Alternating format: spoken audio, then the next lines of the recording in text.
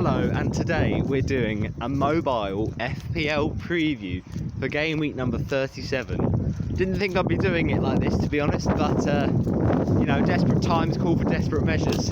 Got to squeeze it in before the deadline, 4:30, and basically I've decided that I'm making just the one transfer this week. I know there's a lot of build-up and it's a bit of an anticlimax, but not going to take any hits this week because it's just not worth it, you know. I took a minus 8 last week, it was a bit of a nightmare, so I'm not going to take any hits this week. I'm going to bring in Jack Harrison because at the end of the day, like, he's got a decent fixture against Southampton. He's got good fixtures after that against West Brom. I like Harrison, I think he's a baller. Simple as that. He scored so many worldies in his time at Leeds, and I think it's just worth it. Didn't go for Rafinha last week, going for Harrison this week. So let me tell you my game week lineup. In goal, we have ourselves Edouard Mendy. Now, you could say, oh yeah, shouldn't be going with Mendy because Martinez just had an absolute wonderful game. Well, no, he didn't. At least he played. Mendy didn't play last week, but Martinez got a 2-pointer. Not exactly ideal. And to be fair, he had a great game against Everton, but the clean sheets are still drying up for Aston Villa, it's got to be said.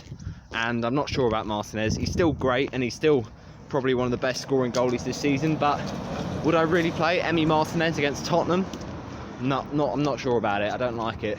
So instead, we're going to start Edouard Mendy. Now, it's not an easy fixture for Mendy either, but it's Chelsea, and that is a nervous game.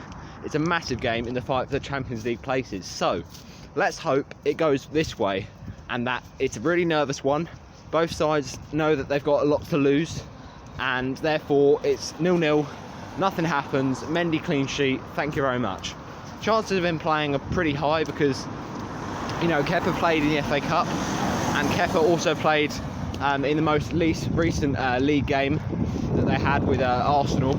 So I reckon it's time for Mendy to come back in and start versus Leicester.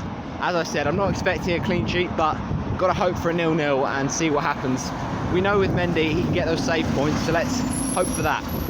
Alright, let's talk about our back three in defence. The first defender we've got, playing with a very nice fixture, I think, is Trent Alexander-Arnold. He's playing this game week against Burnley. Decent fixture, I think, because Burnley, yeah, they have been quite good this season, but you know, you saw against Leeds United, they can just get pulled apart, and the delivery of Trent is too good. We did it once again against West Brom. What a delivery from that corner kick. So you got to back Trent for the big points, and it's a nice fixture in my opinion. Second defender in the lineup is Stuart Dallas. What a baller. Duke Dallas has been amazing this season, and I'm going to back him again. Although it's not an amazing fixture, Southampton could be a shout. Southampton are quite leaky at home, and you know Stuart Dallas has always got set-piece threat or, you know, goal threat, and we just play him every week because we don't want to miss out on his points like we have done many times this season. So Southampton away for Stuart Dallas. Could be better, but it's not too bad.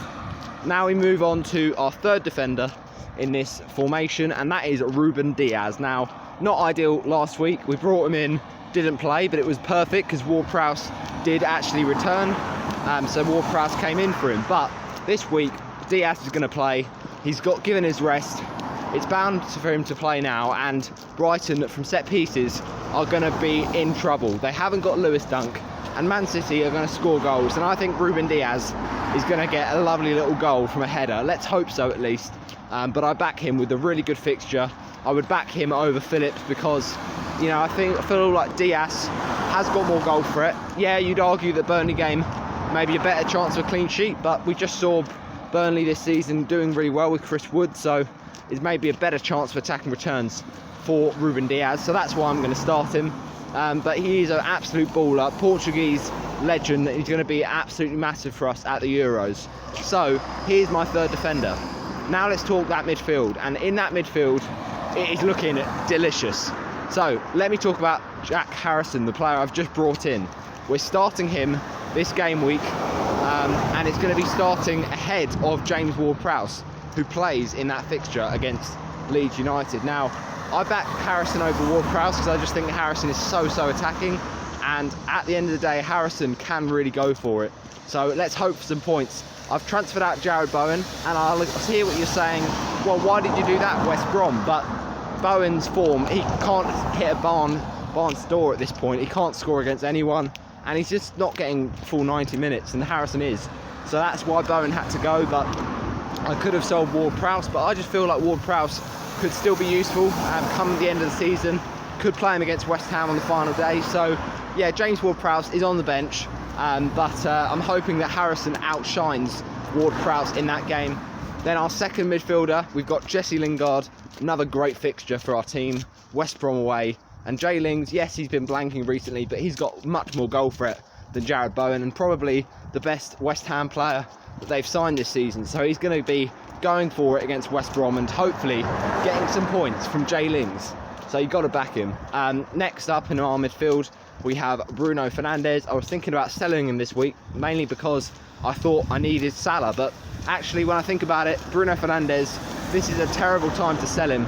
He's still the highest owned midfielder in the game, absolutely ridiculous, and if you don't have him and he scores, you're going to be in trouble. And he got a penalty on his side.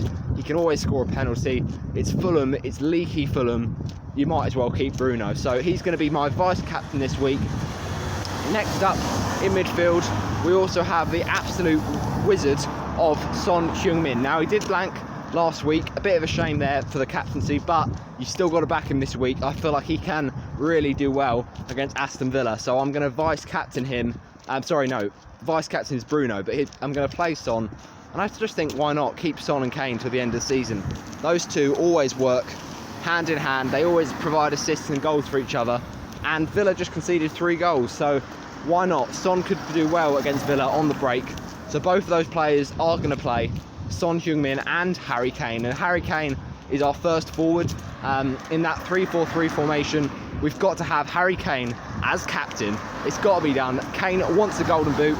I mentioned how I didn't buy Mohamed Salah, and Kane also looks like he's going to be pushing for that golden boot. So it just seems right to get Harry Kane as captain, and he scored a lot of goals in his time against Aston Villa, so I back him for the captaincy. He's my first forward. Second forward, we've got Mikael Antonio. What a player he is. I think he's one of those key players to watch out for this game week, because ultimately it's a great fixture that he has against West Brom. West Brom are down, they're leaky, they're unmotivated, and you know, they just have been so bad defensively this season. Antonio scored against West Brom in the double game week. I'll always thank him for that, and I'm going to thank him for some more points, hopefully, by the end of this game week 37. And then the final forward we've got, it's a bit bold, but I fancy Ollie Watkins to get some points against Tottenham. Why can't he? He can score against anyone. He's shown that this season. He's scored against Liverpool. He's scored against, you know, so many big teams this season. So why not? Go for it. He's going to play against Tottenham. I back him to score, and he's going to complete the third striker. And it's not the best fixture, but with Ollie Watkins, he's so involved with the way Villa play, and now that Jack Grealish is back, that's going to be another great moment for Ollie Watkins to get that supply and finish his dinner. That is my team in lineup, 3-4-3 formation. Just to recap, on the bench we've got the first goalie, Martinez, because we think Kane's going to do bits. Second substitute, so the first on the bench in that order is James Ward-Prowse, because I think that Harrison will do better. Second on our bench we've got Digne. Now, I could play Digne, but I'm just not feeling it, because at the end of the day, Everton, when they play at home, they seem to always do badly in defence, and they weren't good enough against Sheffield United, so that has worried me a bit. Digne's got great attacking potential, and if we have someone that doesn't start in the starting 11, then he can come in as second sub, but I'm just not fancying it this week. Let's hope I don't regret that. To be fair, Digne does often get assists against Wolves, but not this week, I'm feeling. And then third on our bench, we've got Nat Phillips, who we mentioned.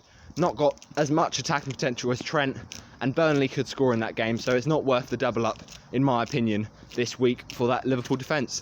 That wraps up my FPL preview for game week number 37. Smash a like on it. It's been a bit fun doing it as a walkabout, but I've got the content out for you, and that is my team locked in. Good luck for game week 37. Let's do this. No hits taken, just the one transfer. Let's try and get up to 250k.